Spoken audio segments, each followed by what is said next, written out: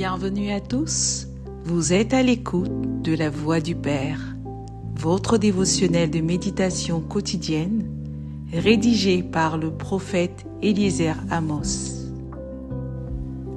Le thème d'aujourd'hui est le principe de l'enfantement.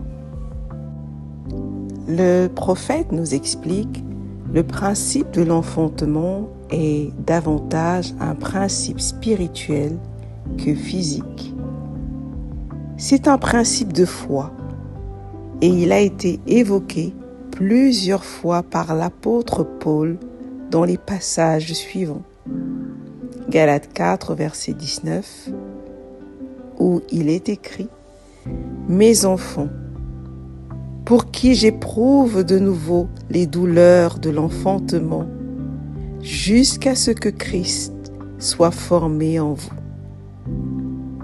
Également, Romains 8, verset 22 nous dit « Or, nous savons que, jusqu'à ce jour, la création tout entière soupire et souffre les douleurs de l'enfantement. » Ce principe a aussi été mentionné par notre Seigneur dans Jean 16, au verset 20 à 22, où il est écrit « En vérité, je vous le dis, vous pleurerez et vous vous lamenterez, et le monde se réjouira.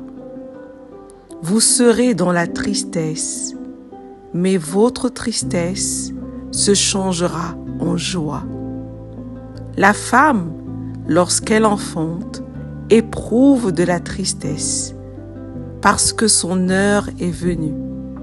Mais lorsqu'elle a donné le jour à l'enfant, elle ne se souvient plus de la souffrance, à cause de la joie qu'elle a de ce qu'un homme est né dans le monde. Vous donc aussi, vous êtes maintenant dans la tristesse, mais je vous reverrai, et votre cœur se réjouira, et nul ne vous ravira votre joie. Dans le monde spirituel, il y a plusieurs lois et principes, dont la compréhension et l'usage vous donnent l'accomplissement, le succès et la domination.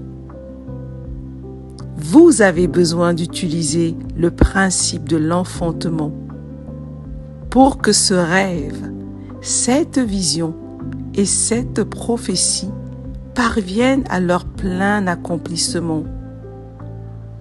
Vos rêves et visions, ainsi que les prophéties vous concernant, ont besoin d'être conçus, puis enfantés.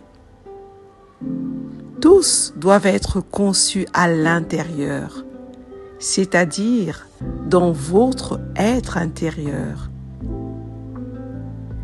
Ils doivent être rendus clairs et vivants dans votre esprit, atteindre une certaine maturité, puis être enfantés dans le monde visible.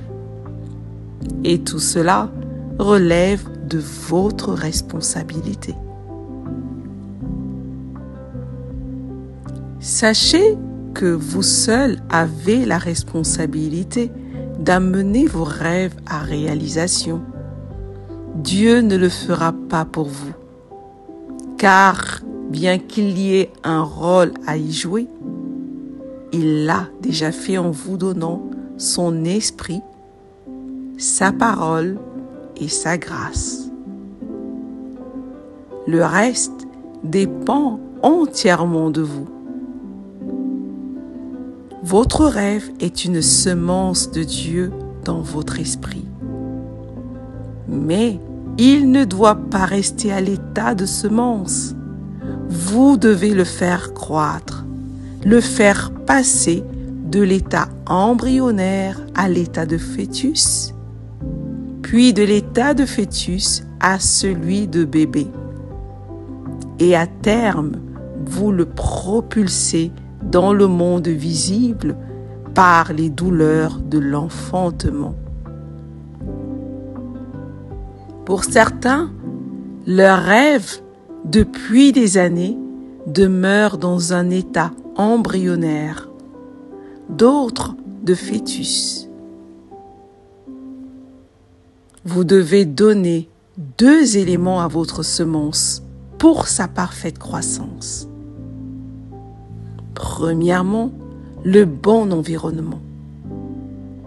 Ici, il s'agit de l'atmosphère, la température adéquate, et cela se produit par la prière, spécialement la prière en langue. Pendant que vous priez pour ce rêve, l'Esprit de Dieu communique à votre esprit la bonne température, celle de l'incubation spirituelle. Deuxièmement, vous devez nourrir votre semence par la méditation.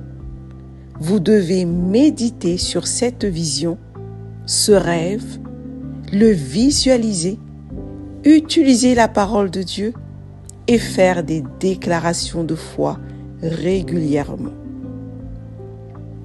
À mesure que vous continuez à faire ces choses, cette semence va connaître une croissance extraordinaire dans votre esprit. Elle passera de l'état embryonnaire à celui de fœtus, puis à celui de bébé à terme, vivant et prêt à être enfanté. Tout cela se produit dans votre esprit. Même si vous pourriez ne pas le sentir, cela se produit réellement. Pendant que vous continuez à faire ces 2 choses, vous ne voyez peut-être pas ce qui se passe à l'intérieur, mais continuez à pratiquer ces principes avec diligence. En effet, Ecclésiaste 11, versets 5 à 6 déclare « Comme tu ne sais pas quel est le chemin du vent, ni comment se forment les eaux dans le ventre de la femme enceinte, tu ne connais pas non plus l'œuvre de Dieu qui fait tout. Dès le matin, sème ta semence, et le soir, ne laisse pas reposer ta main. Car tu ne sais point ce qui réussira, ceci ou cela, ou si l'un et l'autre sont également bons. » Pendant que vous appliquez avec constance ces 2 principes, votre rêve devient de plus en plus clair et vivant dans votre esprit. Vous vous voyez clairement être ce que vous voulez être, réaliser ce que vous voulez réaliser, posséder ce que vous voulez posséder, et vous vous en réjouissez. Finalement, une étape très importante, lorsque la croissance se produit jusqu'à l'étape de la maturité, vous devez accepter d'éprouver les douleurs de l'enfantement.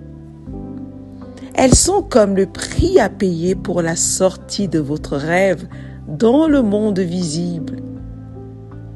Vous devez faire ce qui est de votre responsabilité physique et spirituelle pour propulser ce rêve dans la réalité tangible.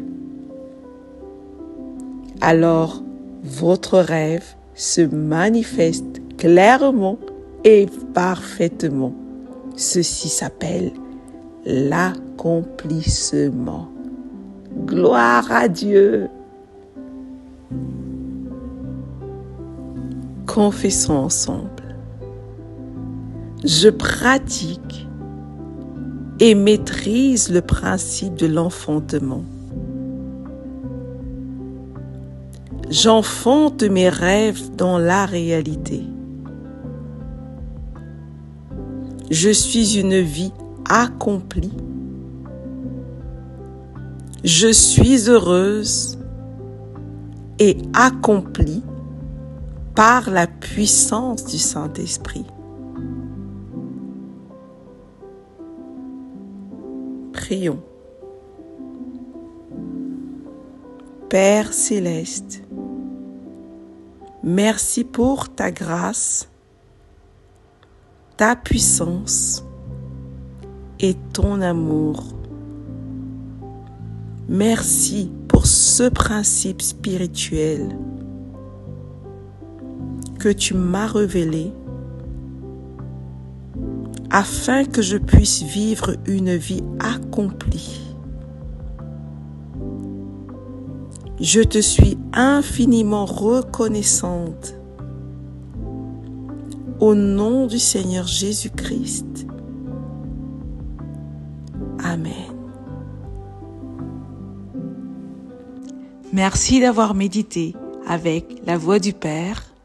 Partagez-nous vos témoignages, vos questions et vos sujets de prière. Devenez partenaire de notre ministère et contribuez à diffuser la parole de Dieu jusqu'aux extrémités de la terre. Pour nous contacter, trône du Saint-Esprit @gmail.com ou au 221 78 123 54 68. Que Dieu vous bénisse abondamment. Shalom.